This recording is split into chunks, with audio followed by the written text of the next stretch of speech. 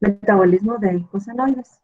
Entonces, vamos a ver la importancia de los eicosanoides en el proceso de inflamación, ¿verdad? Cómo su participación es importante en todo el proceso o cascada, que llamamos así, de la inflamación, que incluye tanto, pues, pérdida de algunas funciones específicas de las células, el dolor, la hinchazón, el enrojecimiento, el calor. Cuando hablamos del calor, puede estar involucrada incluso la elevación de la temperatura, que sería la fiebre. Entonces, cómo todos ellos pueden participar en, en, en, en estas diversas reacciones de nuestros organismos, ¿verdad? Entonces, vamos a empezar a hablar de los ácidos grasos esenciales adquiridos en la dieta. Acá, específicamente, entonces ya varios, incluso ya hemos visto las preguntas, muchas de las preguntas tienen injerencia en esto, entonces ustedes también, esto es como un repaso porque ya lo saben, ¿verdad? Entonces, los ácidos grasos esenciales, sabemos, no son, nuestras células no los pueden sintetizar, tienen que ser adquiridos en la dieta. Entre estos tenemos el ácido linoleico, conocido como omega 6, y el ácido linolénico, conocido como el omega 3. Estos ambos son precursores del ácido araquidónico. ¿Ya? Ambos tenemos que adquirirlos en la dieta.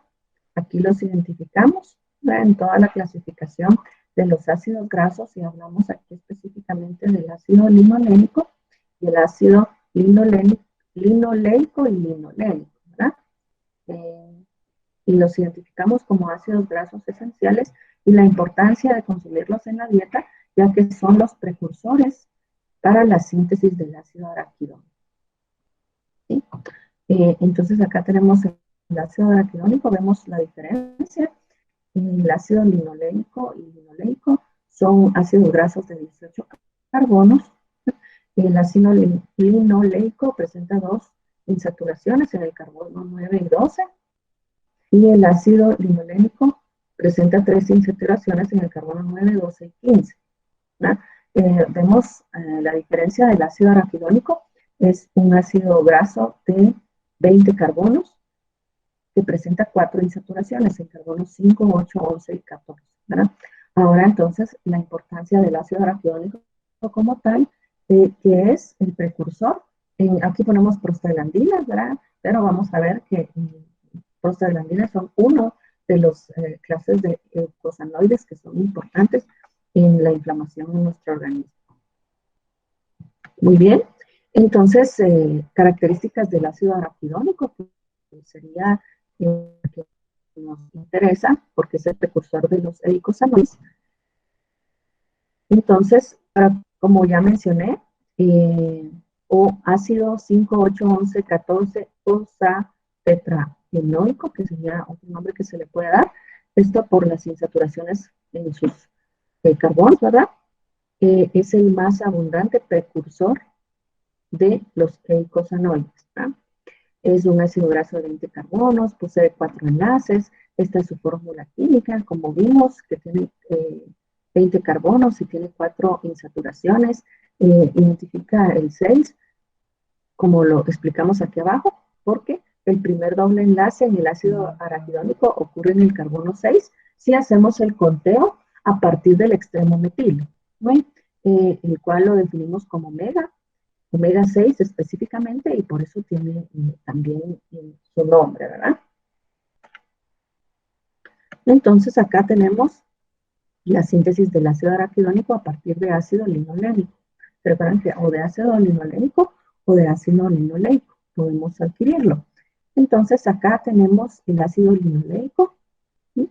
Vimos que es un ácido graso de 18 carbonos con dos insaturaciones en el carbono 9 y en el carbono 12. Entonces, este es un precursor. A partir de este podemos obtener ácido araquidónico. ¿ah? Vamos a ver la primera enzima que participa en estas reacciones. Es una desaturasa, específicamente delta 6 desaturasa. Lo que vemos acá es que este va a añadir una insaturación. Entonces, si vemos acá, teníamos que tener dos insaturaciones, una en el carbono 9, una en el carbono 12. Esta desaturasa por medio de también una reacción donde participa la coenzima NAD reducida, se oxida, Bien, hay participación de oxígeno y formación de agua. Esta desaturación añadida. Tenemos ahora 3 desaturaciones. Tenemos, perdón, 3 insaturaciones, una en el carbono 12, en el 9, y añadimos una en el carbono 6. Entonces, acá, este ahora se denomina alfa-linoleno, y con A, ¿verdad? Que sería este nuevo ácido graso. De ahí tenemos la participación de una elongasa. ¿Oye? Entonces aquí se va a generar una elongación. La siguiente enzima es una elongasa, la tenemos como elo BL5. ¿Ya? Acá, esta, como es una elongasa, va a añadir carbonos. ¿Oye? Aquí vemos la participación de malonil-CoA, que es el que va a dar estos 2 carbonos, ¿verdad? Y entonces vemos que ahora nuestra nueva molécula, si se dan cuenta aquí en la fórmula, que la llamamos dihomo gamma linolenoil CoA, tiene 20 carbonos, ¿sí? Porque añadimos 2 más. Acá tenía todavía 18, solo se agregó una insaturación. Acá se elonga, ya tiene 20 carbonos. Al agregar estos 2 carbonos cambia la numeración de donde se ubican las insaturaciones, ¿verdad? Y cambian la numeración y se identifican ahora en el carbono 14, 11 y 8. Y nuevamente vemos la participación de una desaturasa, específicamente delta 5 desaturasa. Nuevamente esta tiene participación, es dependiente de oxígeno, de una NAD reducida que se oxida y se forma una molécula de agua al generarse una nueva insaturación. Entonces ahora tenemos 4 insaturaciones. Si se dan cuenta, queda una en el carbono 14, 11, 8 y ahora añadimos una en el carbono 5. Entonces ya tenemos nuestra molécula que es el ácido araquidónico, que tiene una estructura de 20 carbonos, ¿verdad? Con 4 insaturaciones en el carbono 5, 8, 11 y 14.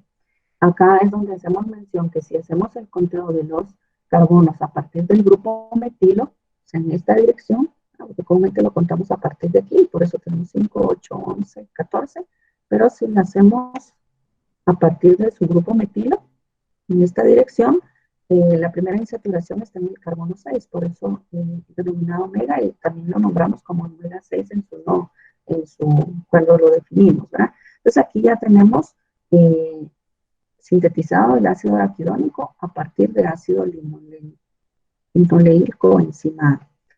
Era un ácido graso de 18 carbonos, tomamos uno de 20 carbonos con 4 insaturaciones. Y ahora vamos a ver la síntesis del ácido araquidónico a partir de los fosfolípidos de membrana, ¿verdad? Entonces, aquí vamos a ver cómo se estimula esta vía que vimos acá, ¿verdad?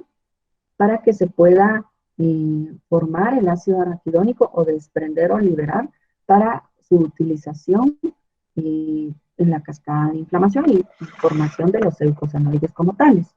Entonces, comúnmente acá tenemos la membrana plasmática, ¿verdad? Y aquí la membrana del retículo endoplásmico liso, específicamente para identificar. Entonces, este es el citosol, ¿verdad? Acá vamos a ver que el ácido araquidónico, bueno, lo obtuvimos del ácido linoleico, como ejemplo que vimos anteriormente, ¿verdad?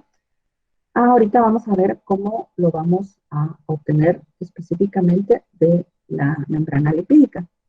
Acá tenemos una molécula como ejemplo, bradicimina, porque hay varias vías que pueden estimular la producción del ácido araquidónico, ¿verdad?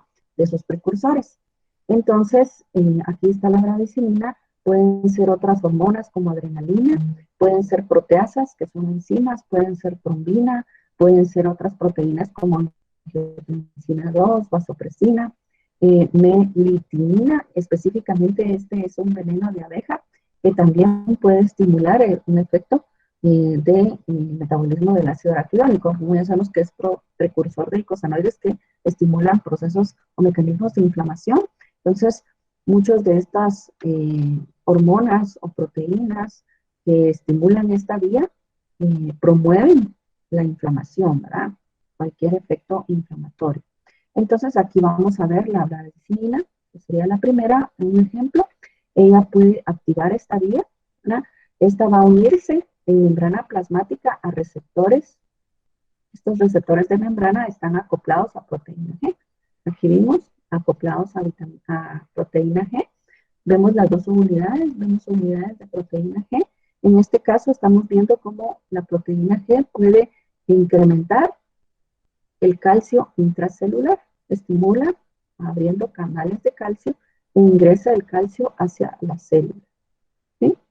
Acá, entonces, este ingreso de calcio es el que va a activar fosfolipasa C. Aquí vemos cómo el calcio en algún momento, entonces, que ingresa intracelularmente, activa fosfolipasa C.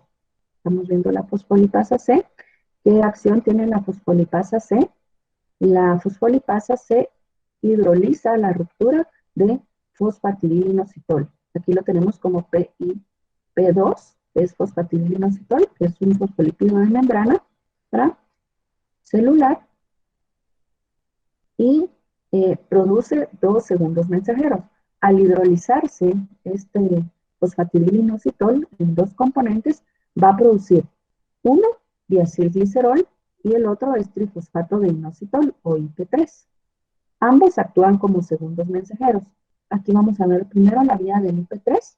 El IP3 viene y favorece también, hacia acá el IP3, favorece también la apertura de canales de calcio, específicamente en el retículo endoplásmico liso. Entonces, recuérdense que el retículo endoplásmico liso es un almacenador o secuestrador de calcio. Entonces, la IP3 estimula la liberación del calcio intracelular y este calcio va a favorecer la activación de la fosfolipasa A2. ¿Sí? Y de ahí vamos a ver la acción de la diacilglicerol. La diacilglicerol, que también actúa como un segundo mensajero, retornando acá.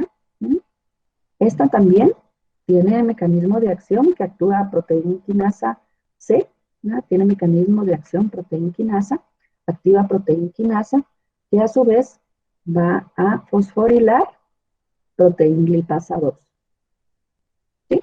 Entonces aquí vemos cómo ambos, tanto el IP3, que es el trifosfato de inositol, como el diacilglicerol, promueven la activación de la fosfolipasa A, ¿sí? Uno por acción del calcio y otro por fosforilación.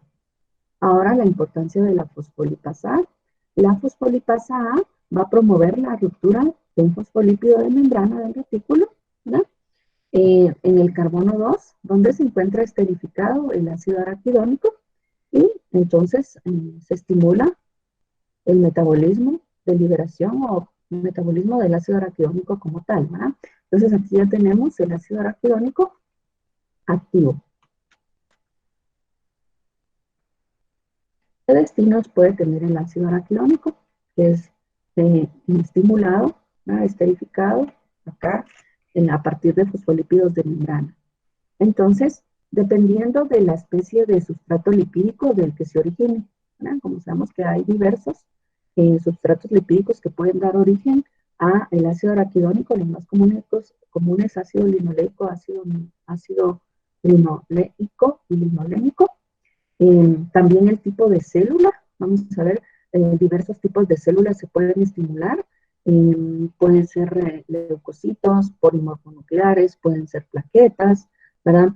Endotelio vascular. Entonces, dependiendo qué tipo de célula sea la que se estimule, va a ser la vía que va a tomar, ¿sí? En la manera en que se estimula la célula también, ¿verdad? Si es bradicina, si son angiotensinas, si son adrenalina, ¿verdad? ¿De qué manera la estamos estimulando para esperar la respuesta? Entonces, acá hablamos también, miren, qué estímulos puede tener. Incluso pueden ser estímulos químicos, estímulos inflamatorios, estímulos mitógenos, ¿verdad? Entre la proliferación celular. Entonces, puede tener distintos destinos acá. Acá hay un destino que también es conocido, que es cuando se genera eh, la producción de ácido araquidónico, pero por estrés oxidativo, ¿verdad? Que es la estimulación por radicales libres. Oye, acá también se puede activar la fosfolipasa 2 y se van a generar isoprostanos. Oye, son otro tipo de inflamatorios porque también producen inflamación, ¿verdad? Eh, no son parecidos a las prostaglandinas, incluso se refiere en cierta literatura, pero no son específicamente los clásicos, ¿verdad? Porque este es por estrés oxidativo. De ahí está la vía del citocromo P450, ¿verdad? Se puede activar también el P450 y aquí se van a generar los ácidos epoxi e icosatrienoicos, ¿verdad? Son un poco de trabalenguas. Muy bien, entonces estos son eh, también inflamatorios. Bueno, también en procesos de hipertensión arterial se pueden ver, no son tan conocidos, o sea, sí se producen, ¿verdad? Este tipo, tienen efectos, como les dije, vasoconstrictores o vasodilatadores en los vasos sanguíneos, también están presentes, pero no se consideran los clásicos como los eicosanoides, que somos los que vamos a ver acá, ¿no?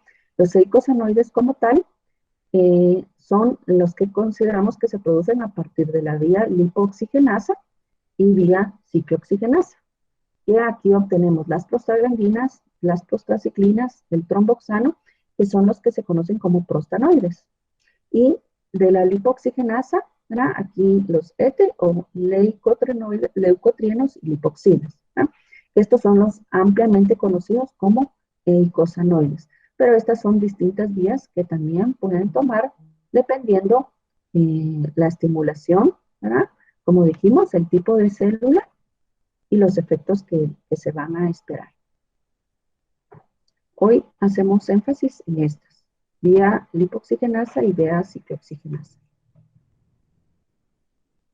Muy bien. Entonces, los eicosanoides como tal, como dije, derivados de ácidos grasos de 20 carbonos, que es el ejemplo, el principal precursor, dijimos que es el ácido araquidónico. Entonces, tenemos derivados del ácido araquidónico, las prostaglandinas, ¿sí? Y tenemos un ejemplo de una prostaglandina, ¿sí? Los tromboxanos, y los vamos a ir identificando de una vez con estas siglas. Miren, PG como prostaglandinas, los tromboxanos, ¿sí? Y LT, ¿sí? Leucotrienos y lipoxinas, LX. Entonces, todos estos como ejemplos, hay una gran variedad, vamos a ver ahorita, y las variedades pueden ir en tanto a la ubicación de sus grupos OH, miren, o sus oxígenos, del anillo, específicamente la estructura del anillo, algunas insaturaciones que pueden tener distintas acá, ubicación, que se dan cuenta, y prácticamente el anillo en su estructura. ¿Sí? Viendo las diferencias entre cada uno.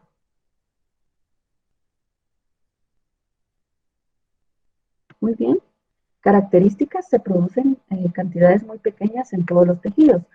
Muchas veces se puede decir que su mecanismo de acción es muy parecido a las hormonas, pero no se consideran hormonas. Sabemos que las hormonas deben ser, cuando se secretan, son transportadas por el sistema eh, plasmático, ¿verdad? Por toda la circulación sanguínea a sus órganos blancos, mientras que estos no, estos actúan localmente. O sea, su órgano blanco está muy cercano, ¿verdad? Miren, aquí está la célula emisora, secreta el icosanoide, ¿verdad? La prostaglandina o el tromboxano, y su célula blanco está muy cercana.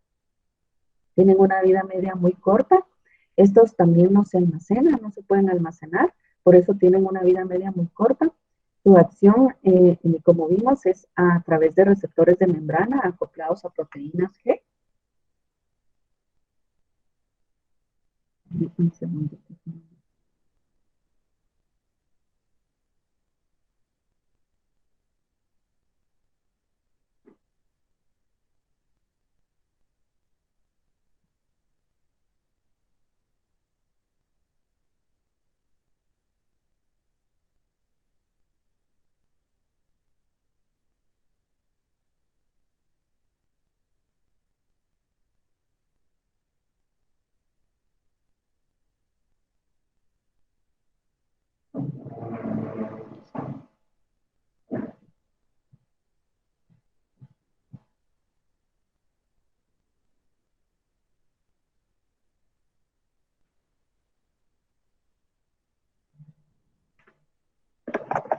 Perdón. De ahí, efectos biológicos que podemos obtener de los eicosanoides. Como dije, la importante de los eicosanoides es la respuesta o su participación en todo el proceso inflamatorio. Entonces, podemos ver respuestas en cuanto a, bueno, respuestas inflamatorias, muy importante en tejidos como articulaciones, piel y ojos, también en la función reproductora, por su injerencia en el músculo liso, en el útero. Entonces aquí incluyen la inducción a la labor del parto, ¿verdad? Inhibición de la secreción ácida del estómago por su efecto protector o de producción de moco en el epitelio de la capa gástrica, regulación de la presión sanguínea, ¿verdad? Aquí hablamos de mecanismos de vasoconstricción y vasodilatación. Entonces, sabemos el efecto de vasoconstricción cuando se inhibe o se cierra el vaso sanguíneo y vasodilatación cuando se expande, ¿verdad? Entonces, esto involucra la regulación de la presión sanguínea y inhibición o activación de la agregación plaquetaria y la formación de trombos, ¿verdad? Si se activa la agregación, induce la formación de trombos, y si inhibe la agregación, pues formación de trombos, ¿verdad? Y de manera general, podemos hablar de efectos biológicos que pueden generarse. Entonces, aquí hablamos de la cascada inflamatoria. Miren acá. Aquí tenemos un tejido, ¿sí? Puede ser cualquier tejido. Acá tenemos un vaso sanguíneo, ¿sí? Aquí está toda la matriz extracelular, intracelular, ¿verdad? Extracelular. Y tenemos acá entonces como primer punto que puede estimular para una inflamación en un tejido. Primero, una infección, es una causa, ¿no? Alguna golpe, alguna quemadura, algún trauma, son cosas que pueden inducir la estimulación de la producción de una inflamación, ¿verdad? Entonces, aquí tenemos el ejemplo de la bacteria, ¿ok? Entonces, la bacteria y otros patógenos pueden ingresar si hay alguna lesión, alguna herida acá, y van a generar una infección. Vamos a ver acá en el paso 2 la participación de las plaquetas. Las plaquetas de la sangre liberan proteínas que coagulan la sangre en el sitio de la herida, ¿ok? Entonces aquí vamos a ver la importancia de las plaquetas en la activación del mecanismo del ácido araquidónico y producción de prostaglandinas o tromboxanos en algún momento que pueden tener injerencia en iniciar el proceso de la coagulación al estimular la agregación plaquetaria y generar un trombo. Entonces aquí vemos la importancia de las plaquetas, ¿no? De ahí vemos como 3 los mastocitos. Los mastocitos secretan factores que median la vasodilatación y la constricción vascular. Entonces ahí vemos la importancia de los mastocitos. Estos mastocitos también se pueden activar, activan el metabolismo del ácido araquidónico y la producción de eicosanoides, ¿verdad? Y vemos la importancia de los eicosanoides en los mecanismos de vasodilatación o vasoconstricción, ¿verdad? Porque estos pueden implicar en que se genere aumento del suministro de la sangre, de células plasmáticas, que contienen proteínas que van a mejorar, ¿verdad?, el área lesionada, ¿sí? Entonces, aquí vemos implícito la colaboración de los mastocitos para la vasoconstricción o vasodilatación.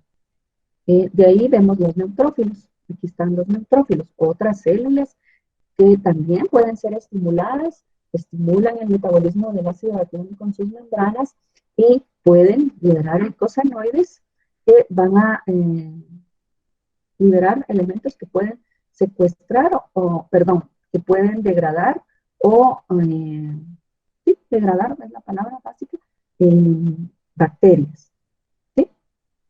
De ahí también los neutrófilos promueven patógenos, remueven, ¿cómo puede ser otro mecanismo de eliminación de las bacterias? Pueden promover la fagocitosis, ¿ah? La fagocitosis es ingerir las bacterias para mecanismo de destrucción, ¿ah?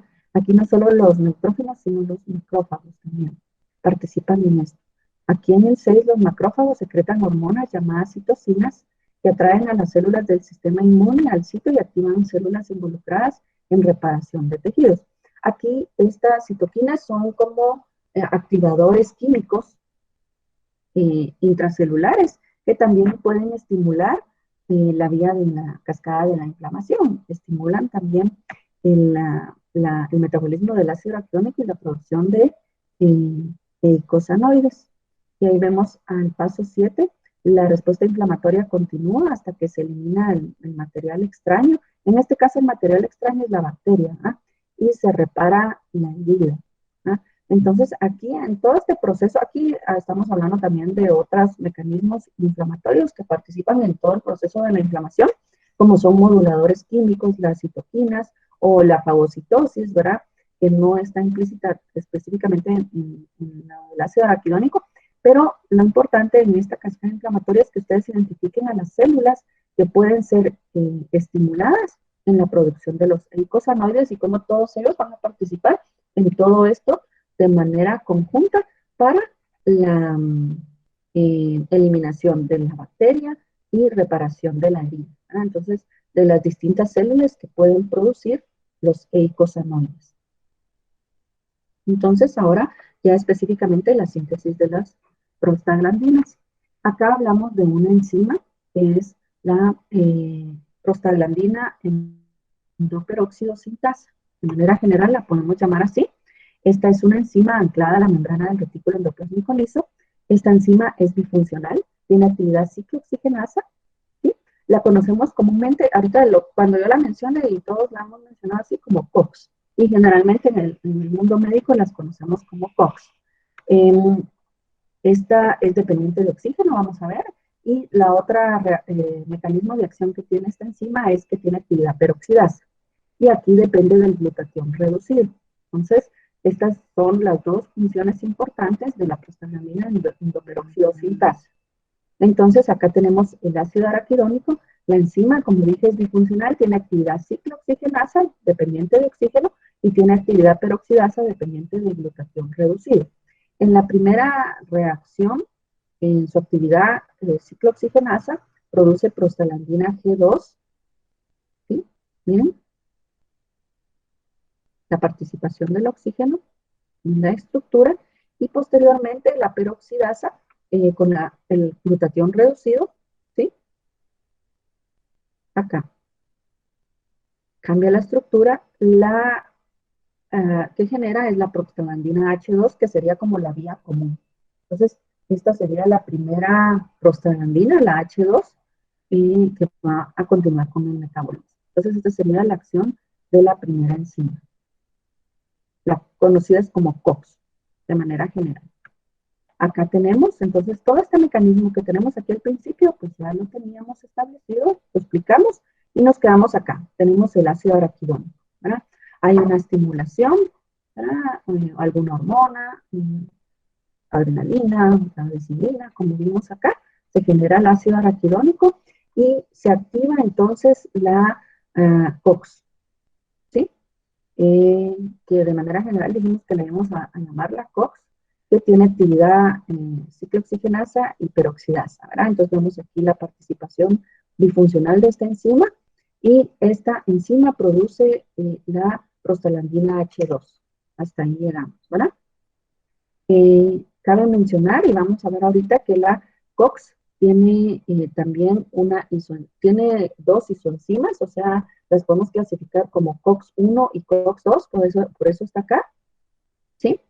Que tienen la misma actividad. Vamos a ver ahorita adelante las diferencias, ¿verdad? Entonces, se puede activar ambas vías, ambas isoenzimas, COX-1 y COX-2, que van a, ay, perdón, que tengo muy sensible, vamos a ver.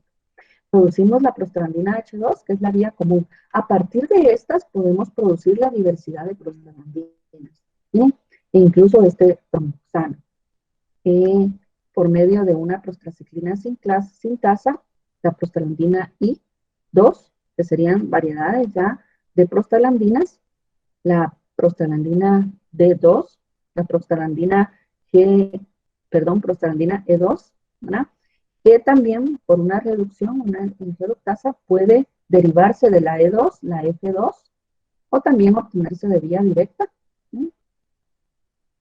Y por una tromboxano sintasa, la tromboxano A2, y posterior a esta puede ser precursora de la tromboxano B2, ¿verdad? Que la más comúnmente, la que mencionamos, es la tromboxano A2. Entonces aquí de manera general, vamos a ver aquí, siempre. Miren, acá tenemos nuevamente el ácido araquidónico, tenemos la actividad de la coenzima de la COX con sus dos funciones, ¿verdad? Ciclooxigenasa y peroxidasa, y la producción de la prostaglandina H2 como vía común. Vamos a ver hacia acá. Miren, podemos obtener de manera directa la prostaglandina F2, ¿sí? O acá la prostaglandina H2 por medio de una prostaglandina sintasa, que es una isomerasa, porque sabemos que es una isomerización la que se hace en la configuración, cambia la estructura, prácticamente es en el anillo donde se varía la estructura y se puede producir la prostaglandina E2. Y de ahí por una reductasa que habíamos mencionado se puede reducir y formar la prostaglandina F2 a partir de la E2. ¿Sí? Acá también podemos tener, ¿sí? Había mencionado, no, por una isomerasa, vamos a ver la D2 que no había mencionado, y de ahí también acá por una tromboxano sintasa podemos, había mencionado que también podríamos tener la tromboxano A2 y también esta como precursora de tromboxano B2. ¿Verdad? Estas serían las más comunes. Acá vamos a ver que la ciclooxigenasa puede ser inhibida por AINES, que son antiinflamatorios no esteroideos. Los mejores ejemplos son aspirina, indometacina e ibuprofeno. ¿Verdad? Aquí vemos una primera inhibición de la ciclooxigenasa. Esta ciclooxigenasa, cuando es inhibida por aspirina, indometacina y ibuprofeno, que son antiinflamatorios no esteroideos, se inhibe de manera no selectiva, o sea, se inhiben las dos isoenzimas, tanto la ciclooxigenasa, o sea, la COX-1 como la COX-2, las dos isoenzimas. Lo vamos a ver también ahorita. ¿Sí? Entonces, aquí está. Tenemos los bueno, de fosfolípidos de membrana, ya tenemos que a partir, una de las principales es la fosfolipasa 2, obtenemos ácido araquidónico. A partir de la actividad de la COX, vamos a obtener las distintas prostaglandinas. Acá tenemos la COX-1 y la COX-2, que serían las dos isoenzimas. Importante en estas que la COX-1, esta se secreta o está activa de manera constitutiva y prácticamente está en todos los tejidos. Su participación es importante en la integridad del tejido gástrico. Por eso mencionamos que la COX-1, cuando se estimula esta vía, produce protección de la mucosa gástrica, ¿verdad? No solo en el tejido de la mucosa del epitelio, ¿verdad?, gástrico, sino también genera homeostasis, o sea, el equilibrio en la vasodilatación y vasoconstricción de la vascularidad renal, ¿sí? Y también la agregación plaquetaria, induce agregación plaquetaria. Recuérdense que, que se agreguen las plaquetas, eso estimula a que se inicie, se active la cascada de la coagulación y la generación de los trombos. Entonces, esta sería específicamente la función en todos los tejidos que va implícita en la activación de la isoenzima COX-1. Ahora, específicamente la COX-2, esta comúnmente es regulada, ¿no? Hay mecanismos de regulación.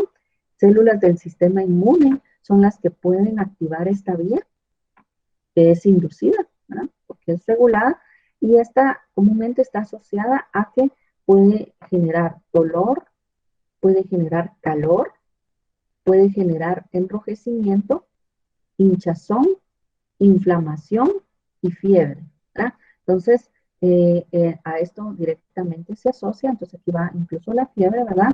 La COX-2. Entonces, comúnmente se pueden estimular ambas vías, solo que esta es prácticamente constitutiva en todos los tejidos y estas sí hay mecanismos de regulación que puedan activar esta vía.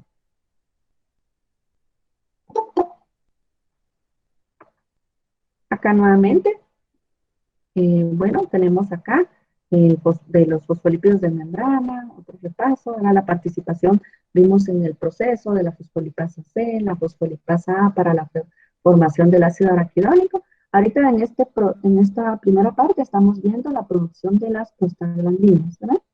Bien, la activación de la COX 1 y 2 con sus actividades ciclooxigenasa, peroxidasa, la generación de la prostaglandina H2 como vía común, y de ahí la derivación de las distintas prostaglandinas, D2, E2, y que es precursora de la F2, y la G1 o prostaglandina, que en algunas literaturas las podemos conocer como prostraciclina, en otras las nombran como prostaglandina, incluso como una clase de prostaglandina, ¿no? O prostraciclina, ¿no?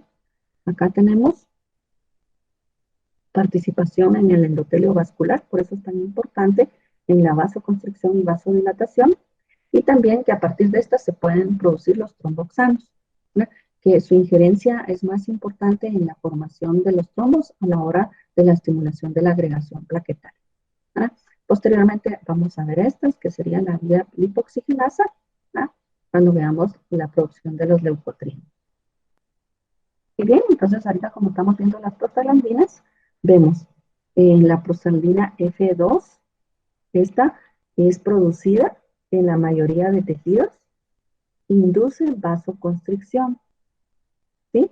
Esto puede generar contracción también de músculo liso y estimulación también en la contracción uterina. Entonces aquí vemos su aplicación en ginecobstetricia, que les decía yo, ¿verdad?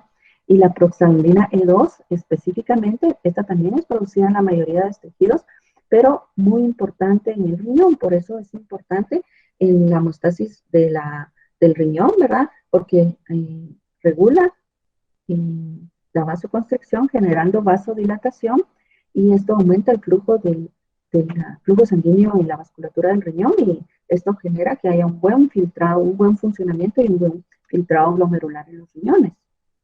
Miren, es contrario.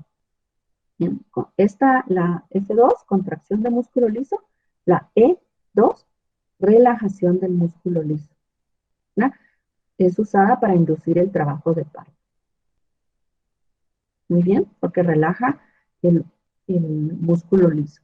Entonces vemos la acción de las dos en conjunto en los mecanismos tanto de vasoconstricción y vasodilatación, ¿verdad? Eso genera la hemostasis. Que esté regulada tanto la vasoconstricción como la vasodilatación genera una hemostasis, ¿verdad?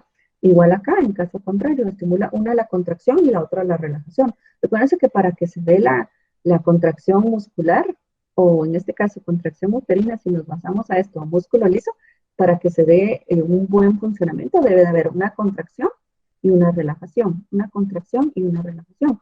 Si nosotros hablamos de un como tipo calambre o contractura muscular es cuando se puede quedar totalmente contraído y no se dé el efecto de la relajación. Entonces vemos cómo la producción de ambas genera la hemostasis, tanto en vasodilatación como en vasoconstricción y vasodilatación no solo del endotelio vascular, sino del músculo liso y específicamente en el útero.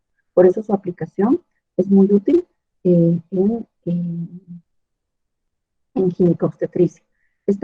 Al igual que la insulina, que ya se produce sintéticamente y que la insulina se puede administrar a pacientes diabéticos, de igual manera ya se puede producir de manera sintética las prostaglandinas y nosotros como médicos aplicarlas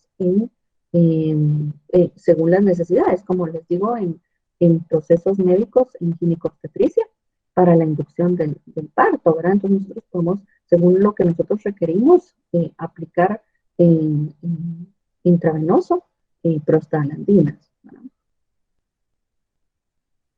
Muy bien. Ahora vamos hacia la formación de tromboxanos y la prostraciclina, la que nombramos la prostraciclina.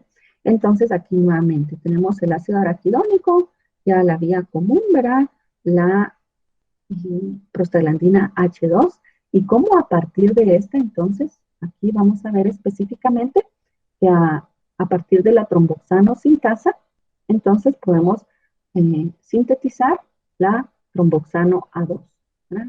la estructura, vemos la diferencia y nos vamos ahorita, entonces hacemos énfasis también a la producción de la que llamamos prostaciclina. En algunos libros la podemos ver como prostaglandina, acá la tenemos como prostaciclina por medio de la prostaciclina sintasa y la vemos con esta nomenclatura, ¿verdad? Como PGI, que es prostaciclina.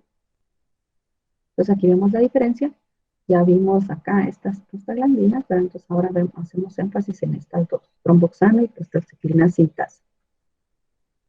Entonces, vemos acá, comúnmente, bueno, vemos aquí la COX-1 y la COX-2, ya habíamos visto, entonces aquí hacemos inferencia en la participación de la COX-1 en la síntesis de tromboxanos, ¿verdad? Si estimulamos esta vía específicamente, ¿verdad? Vamos a estimular las plaquetas, ¿sí? Activamos las plaquetas y ellas van a activar la producción de tromboxanos. ¿Qué induce esta vía? Si activamos esta vía hacia acá, las plaquetas, se producen los tromboxanos, inducimos la agregación plaquetaria, ¿verdad? La formación de trombos. Vasoconstricción. La vasoconstricción disminuye el flujo por disminución del lumen del vaso sanguíneo. Entonces, esto estimula la formación de coágulos. ¿Bien? Los tromboxanos, su injerencia en la actividad de las plaquetas en la formación de coágulos. Ahora, si se estimula la isocima COX-2, en un mecanismo regulado, podemos entonces desviarnos hacia la producción de prostaciclina, específicamente. Acá, esta prostaciclina, comúnmente las células que estamos activando o estimulando son células endoteliales vasculares, ¿sí? Acá, si nosotros activamos prostaciclina, si nos damos cuenta, la prostaciclina es antagónica a la actividad de tromboxano. Esto es importante. Por eso, algunas le hacemos la diferencia de llamarla prostaciclina, ¿verdad? Inhibe la agregación plaquetaria y vasodilatación. Entonces, vemos su mecanismo antagónico, ¿sí? Entonces, esta inhibe la formación de coágulos, ¿ok? Aquí vemos el papel antagónico de la prostaciclina y los tromboxanos en el proceso de la homeostasis, en el proceso inflamatorio, ¿verdad? Entonces, ambas se pueden producir, unas en esta vía, y principalmente en células endoteliales vasculares, y otras, las plaquetas, ¿verdad? Produciendo tromboxanos. Y aquí vemos sus dos papeles antagónicos, viendo cuando es activada COX-1 o COX-2. Cualquiera de las isoenzimas puede ingerir a la respuesta que va a obtener las células que sean activadas. Bien, ahora vamos a los leucotrienos.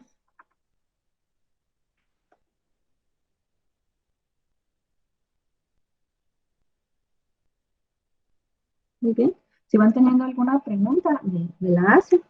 Solo revisé ahí los chats. Ok, ahora vamos directo a los leucotrienos. Acá otra vez nuevamente vemos nuestro esquema que ya conocemos. Tenemos el ácido araquidónico y aquí vamos a ver la importancia de otro destino, ¿verdad? Vamos a ver la activación de otra enzima que es la lipoxigenasa 5, ¿sí?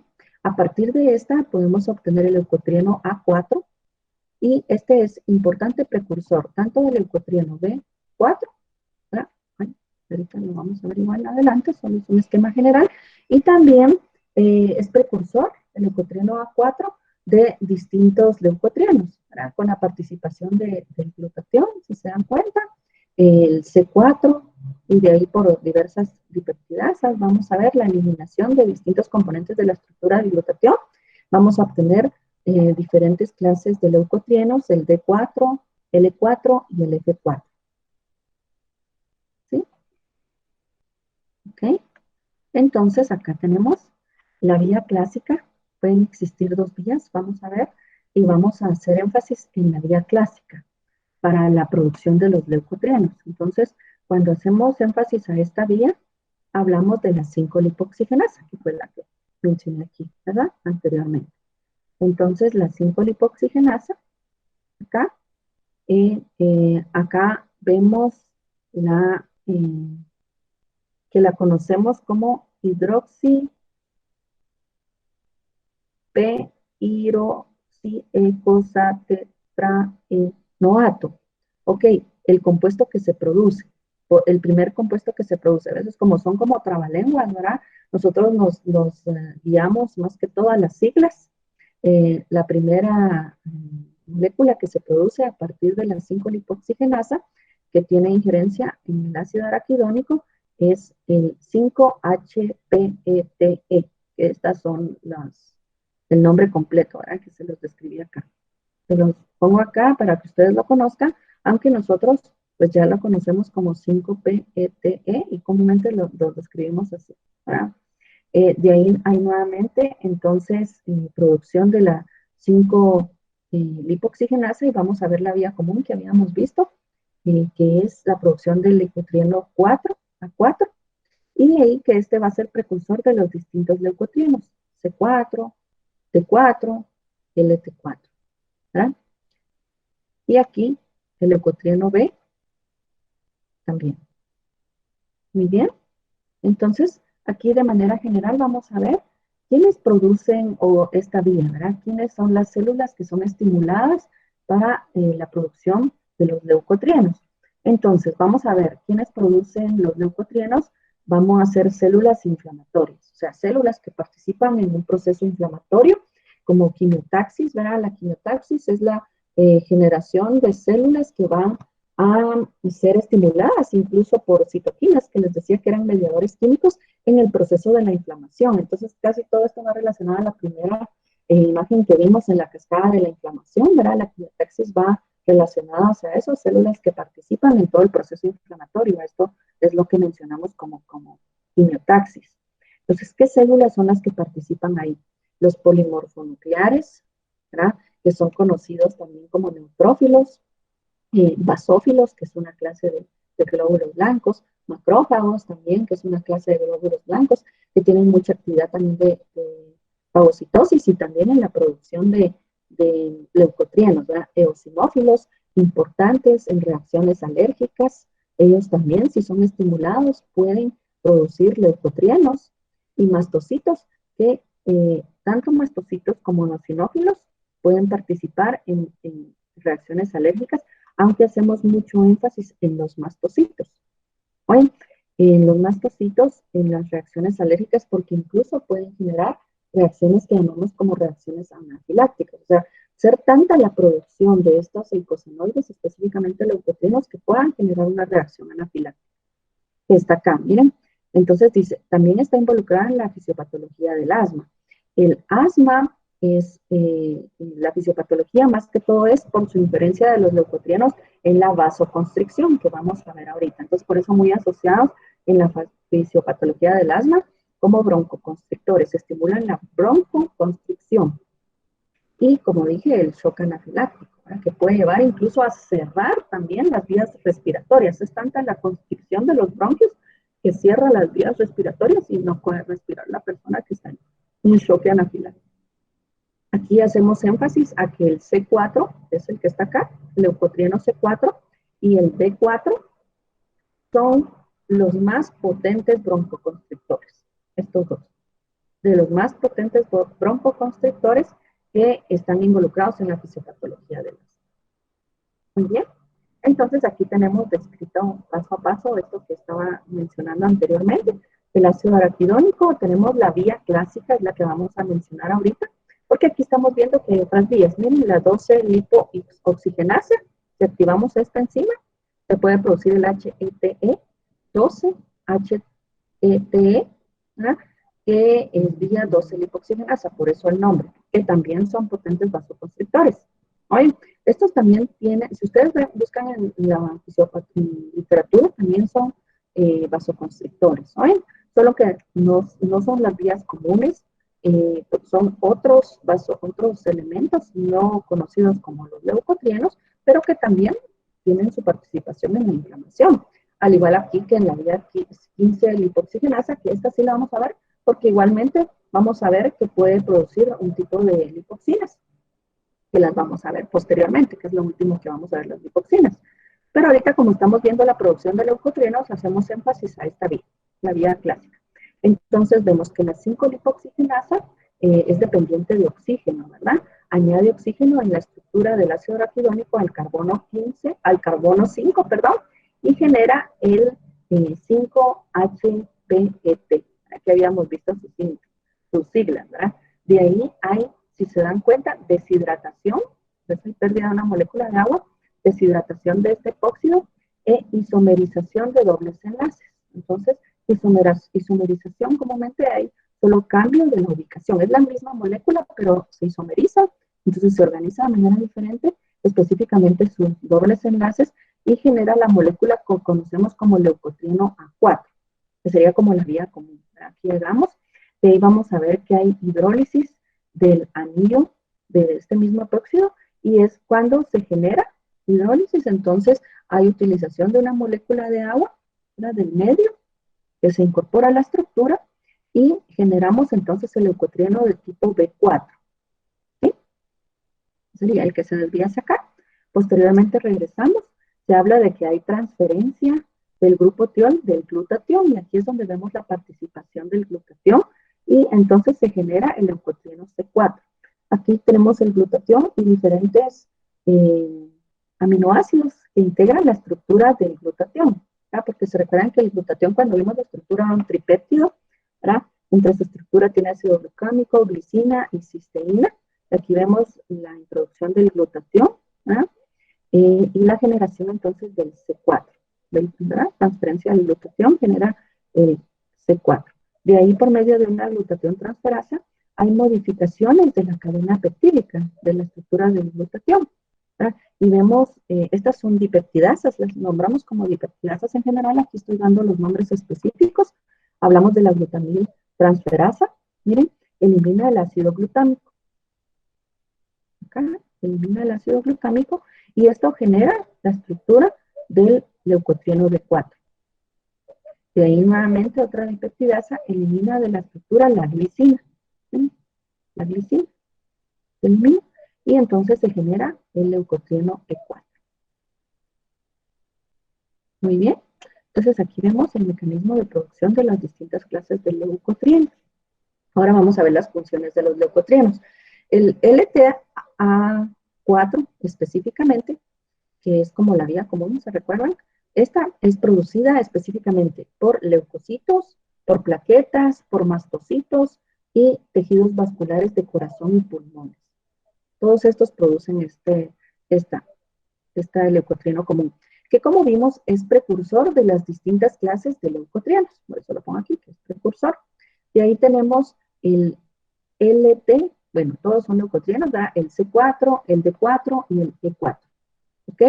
Importante en la contracción de músculo liso, en broncoconstricción, ¿sí? Por eso su participación en la fisiopatología del asma, en vasoconstricción también, por eso también es importante en las reacciones de anafilaxia, ¿sí?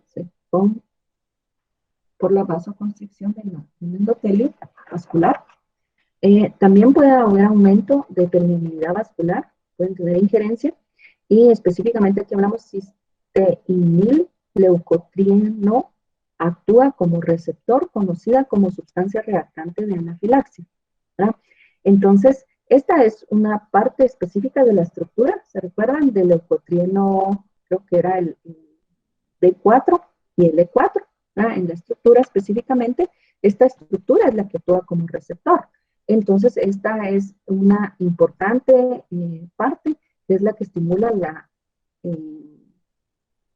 la anafilaxia como componente vasoconstrictor.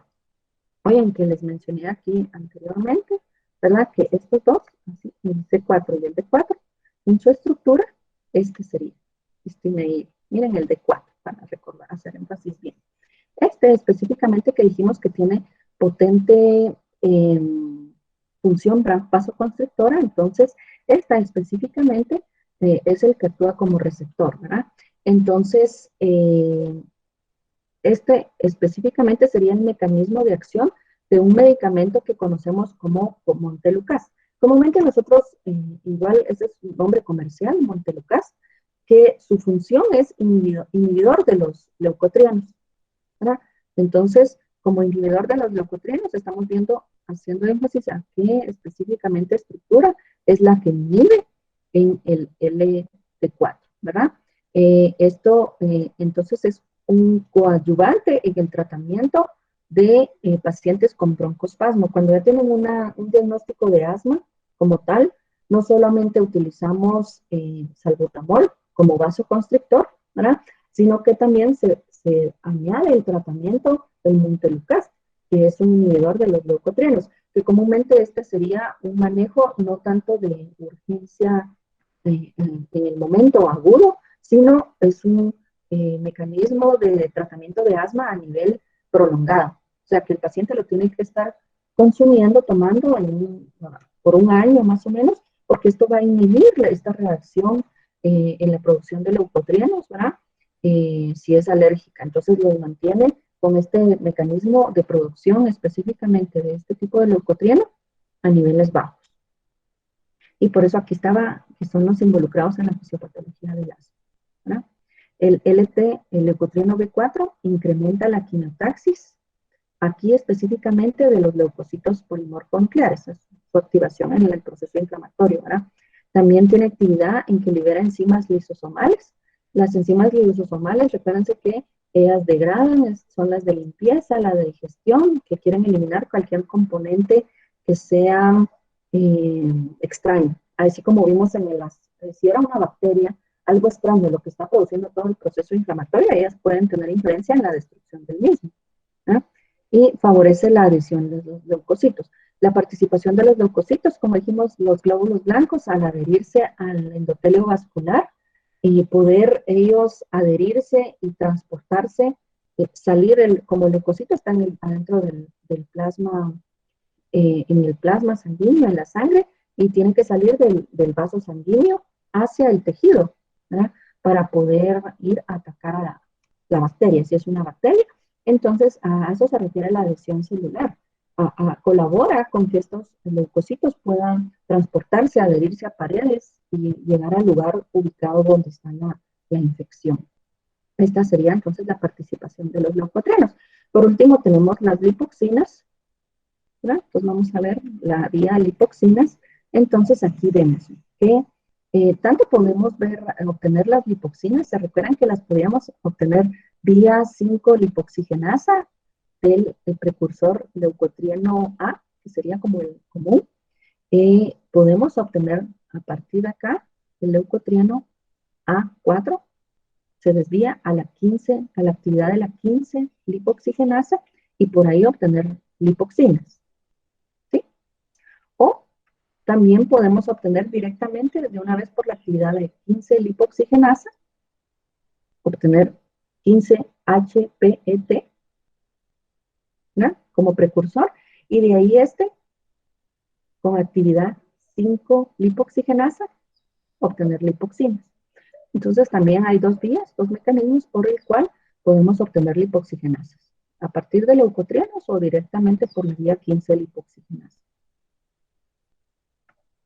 Muy bien, ¿qué actividad tienen las lipoxinas?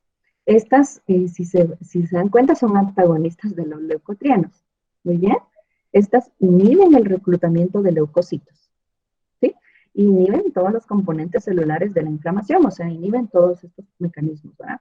Inhiben neutrófilos, inhiben también la quinotaxis, la adhesión del endotelio, facilitando un equilibrio proinflamatorio a antiinflamatorio.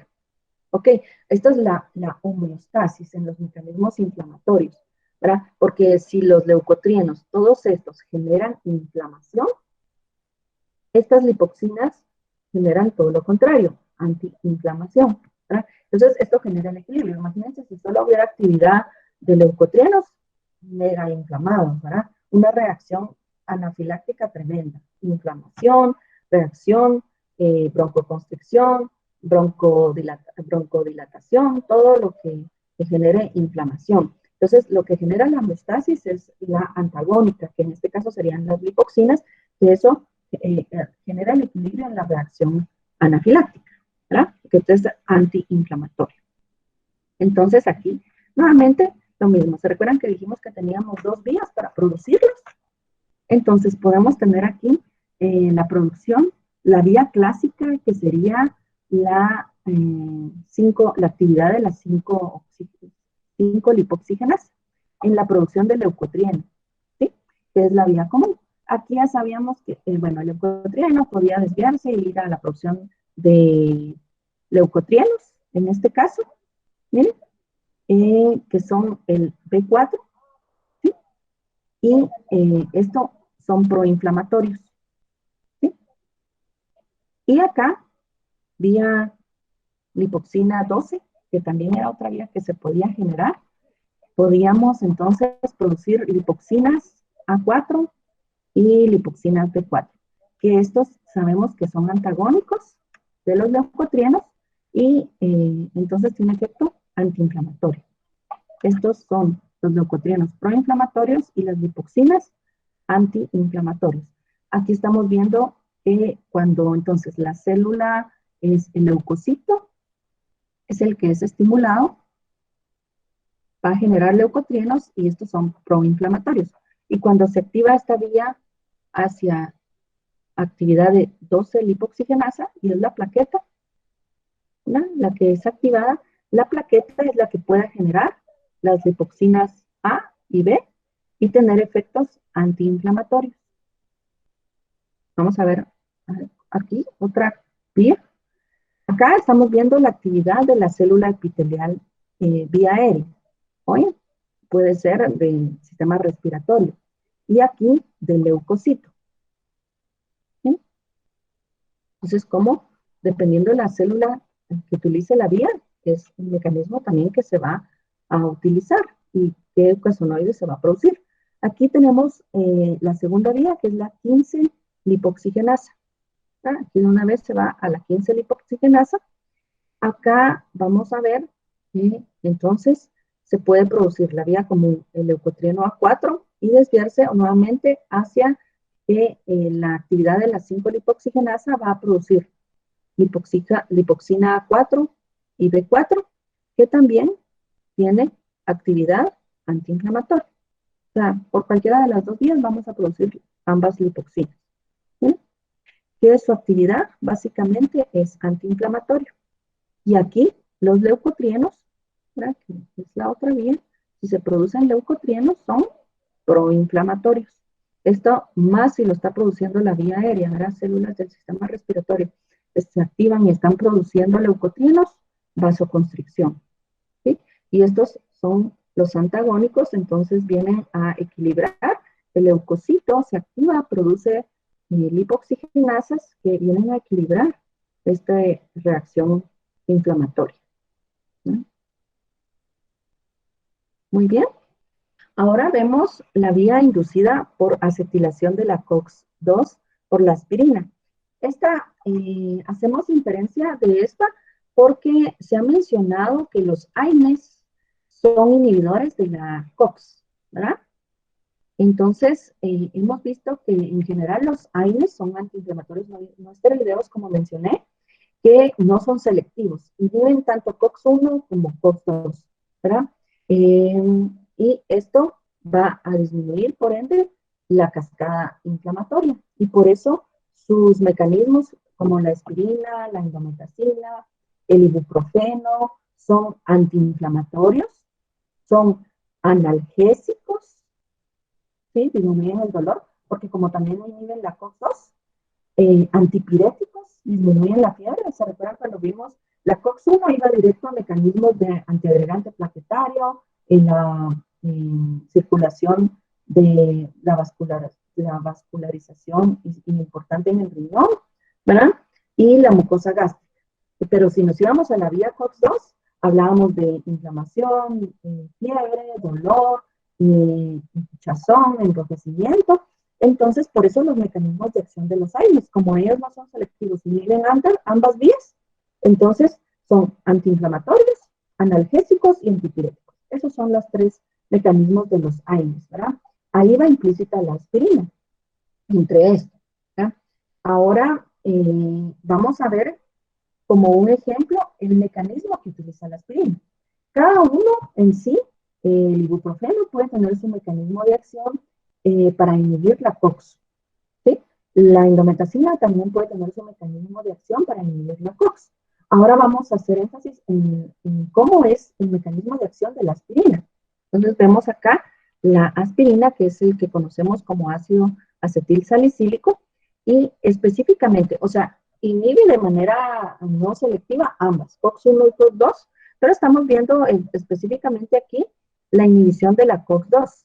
¿Miren?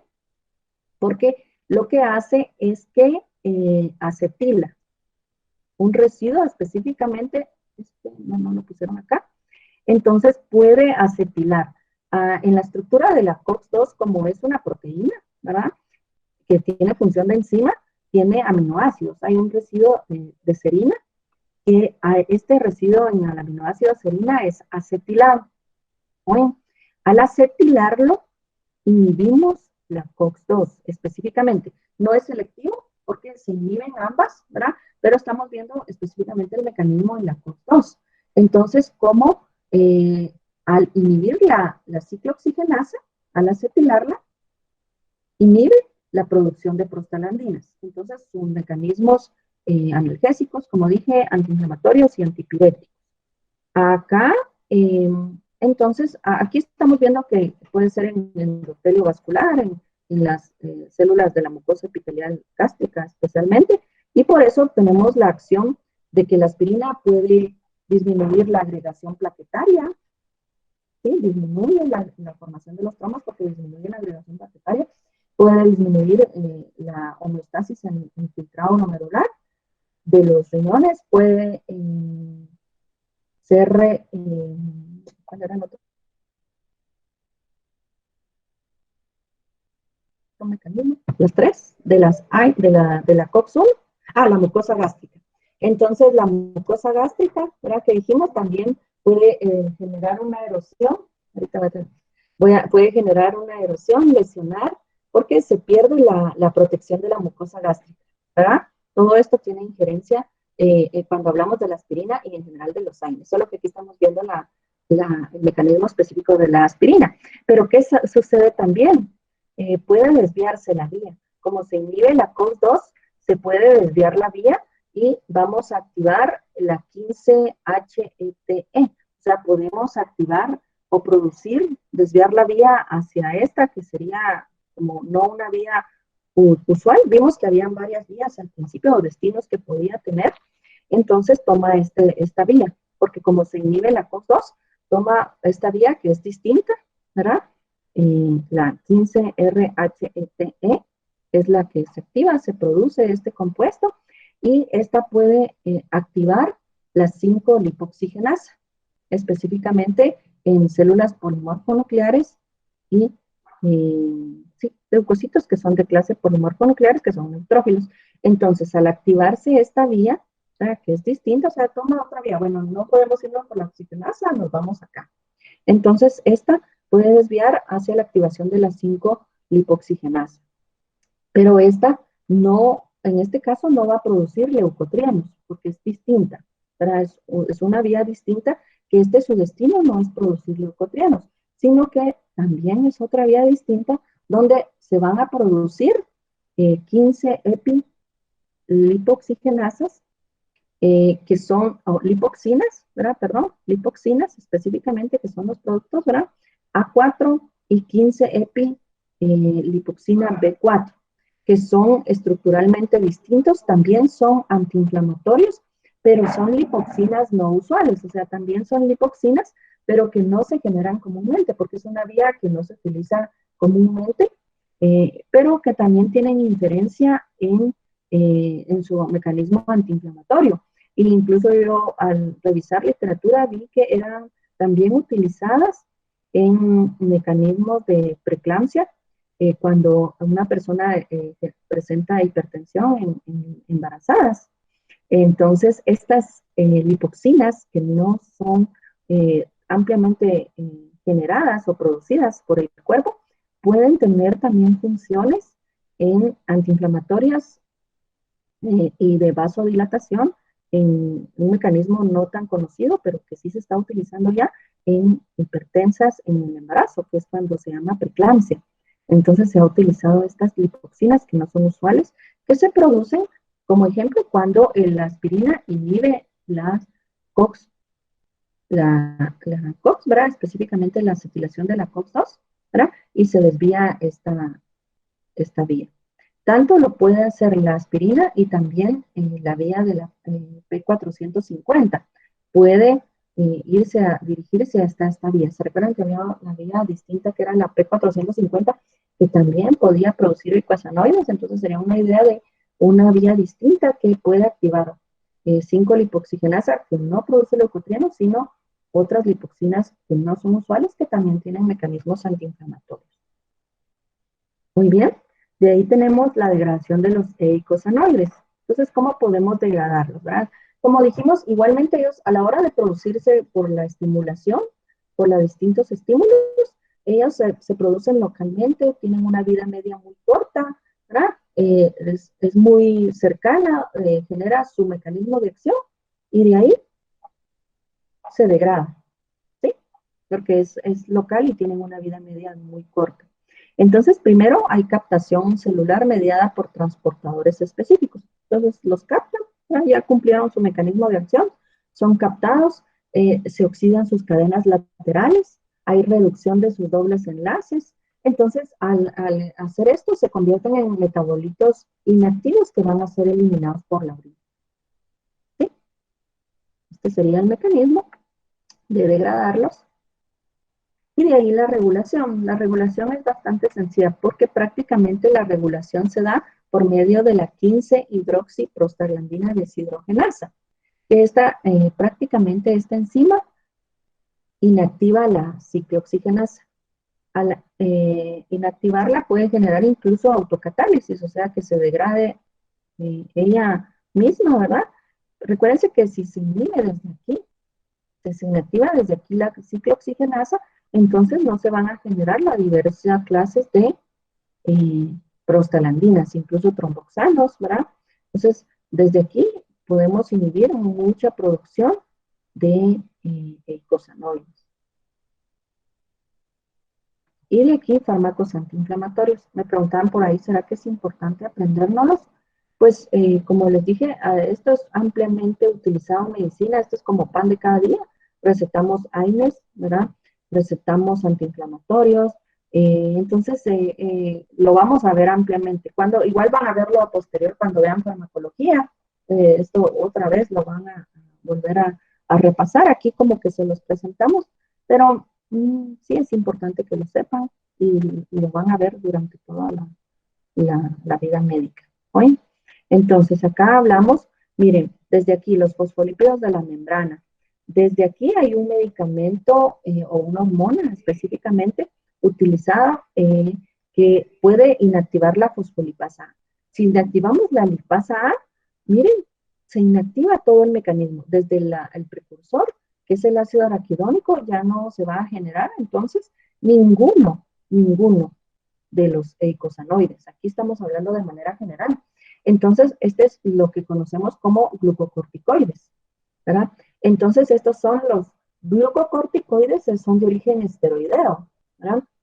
Ellos, cuando son de origen esteroideo, entonces son los que se conocen como los más amplios antiinflamatorios. Son potentes antiinflamatorios. ¿Por qué son los más potentes antiinflamatorios? Porque inhiben toda la producción de todos los eicosanoides. Miren, aquí sin nada va a pasar. Ni se van a producir prostaglandinas, ni tromboxanos, ni leucotrienos, ni nada, ¿verdad? Entonces, ellos se conocen como los más potentes antiinflamatorios. Cuando hay reacciones anafilácticas muy grandes, ¿verdad? Que no se han podido contener solo con antiinflamatorios como AINES o si es broncoespasmo en el asma con un inhibidor de leucotrienos, entonces también es otro coadyuvante, ¿verdad? Pero este tiene que tener un manejo médico muy exacto, ¿verdad? Un médico que lo sepa manejar bien, porque es un potente antiinflamatorio que puede alterar incluso la homeostasis hormonal, ¿verdad? Porque es de origen esteroideo, hormonal. Entonces, aplicar esteroides, ustedes han oído ahora, los esteroides son ampliamente usados y aquí hablamos específicamente de los glucocorticoides, que es un esteroide. Entonces, ellos inhiben la fosfolipasa A, y son potentes antiinflamatorios. De ahí hablamos de que la COX-1 y la COX-2 son inhibidas por los AINES, que son los antiinflamatorios, y hacemos énfasis, no esteroideos, por eso llevan ese nombre, porque así como el glucocorticoide es el esteroideo, y estos son los no esteroideos. Ahí va, dijimos, la aspirina, el ibuprofeno, la indometacina, ¿verdad? Ellos no son selectivos, inhiben tanto COX-1 como COX-2. Por eso es que se tiene su injerencia en el estómago, porque inhibe la protección de la capa gástrica, en el intestino, ¿verdad? La inhibición de la célula, de la producción de moco en la célula epitelial, tanto de estómago como de intestino, en el riñón, porque en la hemostasis, recuérdense que tiene injerencia en la vasoconstricción, o sea, en el flujo sanguíneo, y es muy importante en el riñón, ¿verdad? Y las plaquetas, porque la agregación plaquetaria, ¿ok? Y el COX-2, entonces, ¿dónde tiene inferencia? Dijimos en la inflamación, ¿verdad? Como inhiben la COX-2, son muy buenos antiinflamatorios, analgésicos, antipiréticos, una relación hacia la fiebre, ¿verdad? La proliferación celular, ¿se acuerdan que dijimos que era que las células igual puedan viajar hacia los distintos destinos para impedir la inflamación? También en vasoconstricción, o sea, en el endotelio vascular en el riñón, y en la comunicación también en el sistema nervioso central. Entonces también tiene injerencia. Y de ahí algunos mecanismos, incluso en enfermedades como Alzheimer se ha habido, ¿verdad? Cuando incluso hablan de mecanismos específicos cuando son selectivos como COX-2, que acá vamos a hacer, cuando son selectivos como COX-2, son celecoxib y heterocoxib. Estos son los más conocidos. El más conocido actualmente es celecoxib, pero estos son los dos que están aprobados, el celecoxib y heterocoxib, que son selectivos y ellos solo inhiben COX-2, ¿verdad? Entonces tienen inferencia específica relacionada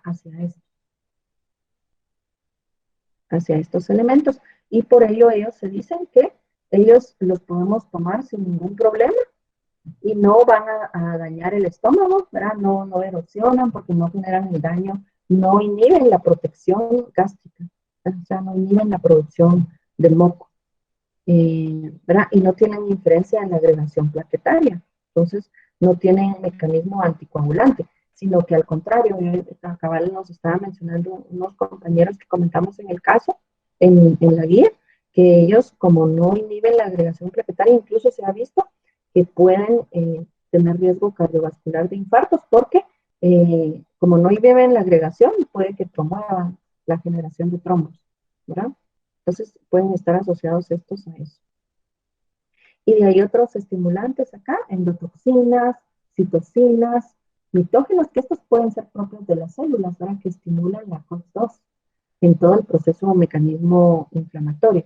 Y aquí también se puede decir que los glucocorticoides pues también van a inhibir la COX-2 de manera selectiva. Pero en sí los glucocorticoides, como inhiben desde acá, ya desde aquí tienen su mecanismo que está inhibido a esto, ¿verdad? Pero si ya inició esta cascada y se pone tardíamente el glucocorticoide, puede inhibir directamente COX-2. ¿Sí? Y yo creo que ahí terminamos, ¿sí? Muy bien, jóvenes. No sé si tienen alguna pregunta.